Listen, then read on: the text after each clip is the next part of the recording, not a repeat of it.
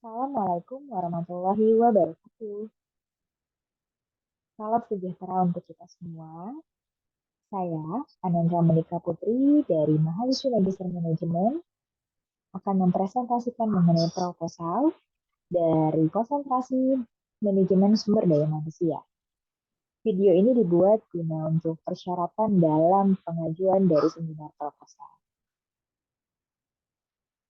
Judul dalam proposal saya adalah pengaruh kecerdasan emosional dan stres kerja terhadap kepuasan kerja serta dampaknya pada kinerja pegawai. Studi kasus pada PT ABC. Dalam agenda presentasi kali ini ada 3 agenda. Yang pertama ada pendahuluan yang terdiri dari latar belakang masalah, rumusan masalah, tujuan penelitian, serta manfaat penelitian. Yang kedua ada telaah pustaka, terdiri dari teori kecerdasan emosional, stres kerja, kepuasan kerja, dan kinerja pegawai. Penelitian terdahulu serta dimensi penelitian dan hipotesis. Yang ketiga adalah metodologi penelitian, di mana ada desain penelitian, metode pengambilan data, metode analisis data. Kita masuk pada bab pertama, yaitu bab pendahuluan. Pada era saat ini yang memang sudah berjalan, tentunya membuat perusahaan itu harus mampu bersaing dalam penyediaan SDM untuk mencapai suatu kinerja yang maksimal. Salah satunya Badan Usaha Milik Negara atau BUMN yang saat ini memiliki peran penting dalam menyediakan lapangan kerja, pelayanan pemenuhan kebutuhan masyarakat, baik pada bidang layanan barang ataupun dari jasa. Dengan sejalan dengan visinya Bapak Presiden mengenai pembangunan infrastruktur yang berfokus pada salah satunya yaitu sumber daya manusia, maka untuk menyelaraskan visi tersebut, tenaga pendidik harus mampu menciptakan SDM yang berkualitas. Kinerja dari BUMN pun terus meningkat. Hal ini terlihat dari kinerja Bank BUMN, di mana mampu meningkatkan pendapatan dan laba bersihnya di tengah pandemi COVID-19 pada tahun 2022 sebesar 113 triliun. Menurut ahli pasar Handoko, faktor yang mempengaruhi kinerja tentunya ada motivasi, kepuasan kerja, tingkat stres, kondisi pekerjaan, sistem kompensasi, dan desain pekerjaan itu sendiri. Bersama dengan pemerintah melalui Kementerian Badan Usaha Milik Negara yang berupaya melakukan transformasi bisnis utama, sejumlah BUMN termasuk dari bank, himbara atau himpunan milik negara, tak hanya transformasi bisnis pada bank himbara juga yang memang melakukan digitalisasi bisnis, namun adanya digitalisasi banking dan juga memang harus selaras dengan transformasi di bidang SDM yang didukung dengan menata ulang roadmap human capital. PT ABC ini memang merupakan perusahaan bank BUMN yang memang memberikan jasa perbankan berupa dari funding dan juga lending.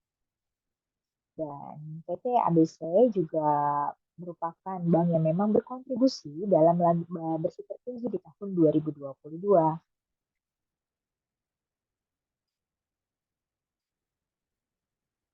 Pada PT ABC ini untuk melakukan penilaian suatu kinerja tentunya kita memerlukan Key Performance Indicator atau KPI.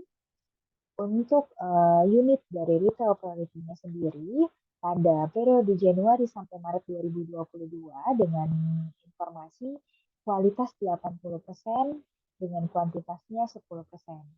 Namun ada perubahan yang terjadi di bulan April 2023 di mana komponen KPI-nya dirubah menjadi 70% untuk kualitas dan kuantitasnya sebanyak 20%.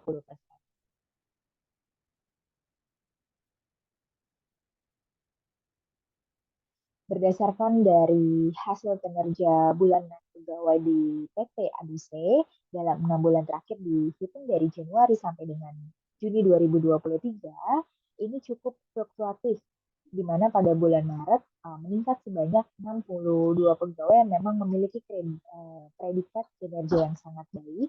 Kemudian di bulan April menurun menjadi 35 pegawai, sehingga Khawatir hal inilah yang memang mempengaruhi terkait adanya perubahan untuk KPI dari komponen kualitas menjadi kuantitas. Menurut Robin and Judge menyatakan bahwa organisasi efektif itu memang organisasi yang memiliki tingkat kepuasan pegawai yang tinggi dibandingkan dengan kepuasan pegawai yang rendah. Bukan hanya kecerdasan emosional saja yang dapat mempengaruhi kinerja dan kepuasan, tapi ada faktor lain. Salah satunya yaitu stres kerja yang dapat mempengaruhi kepuasan serta juga kinerja dari seorang pegawai. Dan Goldman juga menyebutkan bahwa memang kemampuan tersebut ialah kecerdasan emosional. Bukan hanya dipengaruhi oleh kinerja saja, tetapi juga mempengaruhi kepuasan pegawai. Dan hal ini memang sejalan dengan penelitian yang dilakukan oleh Amelia dan Silmi pada tahun 2020 bahwa kecerdasan emosional itu memang memberikan kontribusi yang baik terhadap kinerja pegawai. Jadi jika seseorang memiliki kecerdasan emosional yang baik, maka ia dapat mengatur potensi yang ada pada dirinya secara maksimal sehingga dapat menghasilkan kinerja yang optimal. Dari latar belakang tersebut muncullah dari beberapa rumusan masalah yang terdiri dari 7 rumusan masalah. Yang pertama itu, apakah memang terdapat pengaruh kecerdasan emosional terhadap kepuasan kerja pegawai? Yang kedua, apakah terdapat pengaruh kecerdasan emosional terhadap kinerja pegawai? Yang ketiga, apakah terdapat pengaruh stres kerja terhadap kepuasan kerja pegawai? Yang keempat, apakah terdapat pengaruh stres kerja terhadap kinerja pegawai? Yang kelima, apakah terdapat pengaruh kepuasan kerja terhadap kinerja pegawai? Yang keenam, apakah terdapat pengaruh kecerdasan emosional terhadap kinerja pegawai melalui kepuasan kerja? Dan yang ketujuh, apakah memang terdapat pengaruh kerja terhadap kinerja pegawai melalui dari kepuasan pegawai? Dari 7 rumusan masalah ini, maka ada 7 penelitian. Tujuan penelitiannya, yang pertama itu adalah untuk menentukan apakah memang ada, untuk mengetahui apakah ada pengaruh kecerdasan emosional terhadap kepuasan kerja. Yang kedua, untuk mengetahui pengaruh kecerdasan emosional terhadap kinerja dari pegawai. Yang ketiga, untuk mengetahui pengaruh stres kerja terhadap kepuasan kerja pegawai. Yang keempat, untuk mengetahui pengaruh stres kerja terhadap kinerja pegawai. Yang kelima, untuk mengetahui pengaruh kepuasan kerja terhadap kinerja pegawai. Yang kelima itu untuk mengetahui pengaruh kecerdasan emosional terhadap kinerja pegawai melalui dari kepuasan kerja. Dan yang terakhir untuk mengetahui stres kerja terhadap kinerja pegawai melalui kepuasan kerja pegawai. Manfaat penelitian pada penelitian ini tentunya dibagi menjadi dua. Yang pertama ada manfaat teoritis, memang diharapkan dapat dijadikan sebagai salah satu tambahan informasi dan referensi dalam penelitian di bidang manajemen sumber daya manusia. Kemudian untuk manfaat praktis terbagi menjadi dua, bagi peneliti dan juga bagi perusahaan. Bagi peneliti sendiri, dalam penelitian ini, peneliti dapat mengasah kemampuan menulis serta dapat mengembangkan dan menyalurkan ide-ide mengenai ilmu manajemen sumber daya manusia. Kemudian bagi perusahaan diharapkan penelitian ini dapat dijadikan bahan untuk pengevaluasian kinerja serta untuk mengetahui faktor yang memang dapat mempengaruhi kinerja pegawai sehingga bisa menciptakan sumber daya manusia yang lebih baik yang dapat berkomunikasi, berkontribusi, dan berkolaborasi untuk meningkatkan keuntungan perusahaan.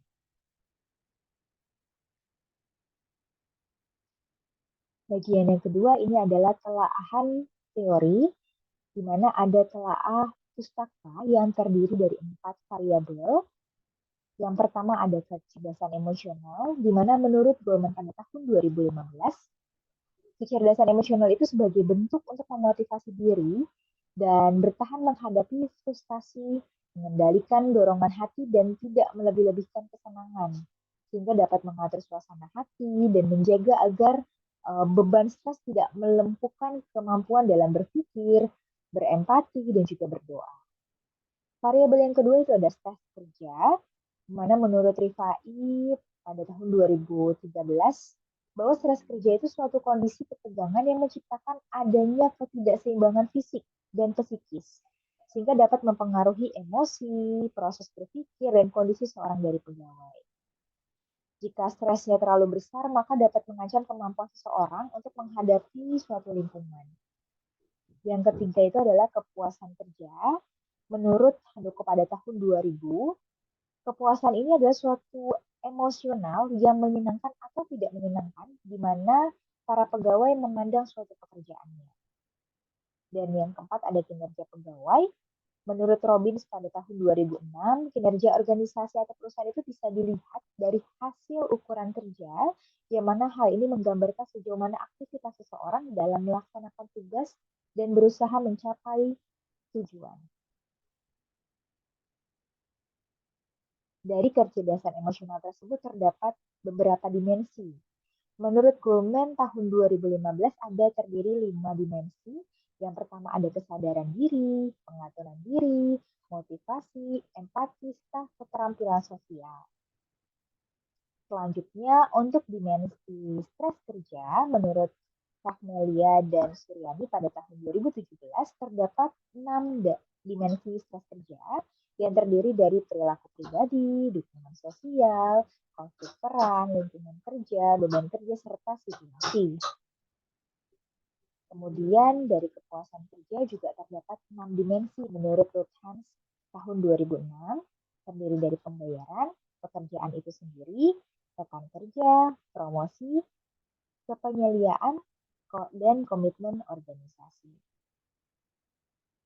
Selanjutnya, dimensi kinerja. Menurut Mattis dan Jackson, pada tahun 2006 terdapat 3 dari dimensi kinerja, yaitu kemampuan individual pegawai, tingkat usaha, serta dukungan sosial. Dari 7 rumusan masalah tersebut atau tujuan rumusan penelitian tersebut, ini terdapat 7 hipotesis dalam penelitian ini. Yang pertama, terdapat pengaruh kecerdasan emosional terhadap kepuasan kerja PT, pegawai PT A, B, C. Hipotesis yang kedua, terdapat pengaruh kecerdasan emosional terhadap kinerja pegawai. Kemudian hipotesis ketiga, terdapat pengaruh stres kerja terhadap kepuasan kerja. Lalu hipotesis keempat, terdapat pengaruh stres kerja terhadap kinerja pegawai. Hipotesis kelima, terdapat pengaruh kepuasan kerja terhadap kinerja pegawai. Hipotesis keenam, terdapat pengaruh kecerdasan emosional terhadap kinerja melalui kepuasan kerja. Selanjutnya, hipotesis ketujuh, pengaruh stres kerja terhadap kinerja pegawai melalui kepuasan kerja. Selanjutnya ada metodologi dalam penelitian. Untuk penelitian ini memiliki populasi sebanyak 105 pegawai yang terdiri dari unit kerja Binjin. Kemudian untuk penelitian ini menggunakan pendekatan kuantitatif dengan jenis penelitian asosiatif. Teknik pengambilan samplingnya pun karena jumlah populasinya yang relatif kecil, maka menggunakan teknik sampling jenuh. Jadi semua populasi dijadikan sebagai sampel. Lalu untuk teknik analisis data, penelitian ini memang menggunakan teknik analisis struktur question modeling atau SEM yang memang menggunakan software statistik yaitu partial least square.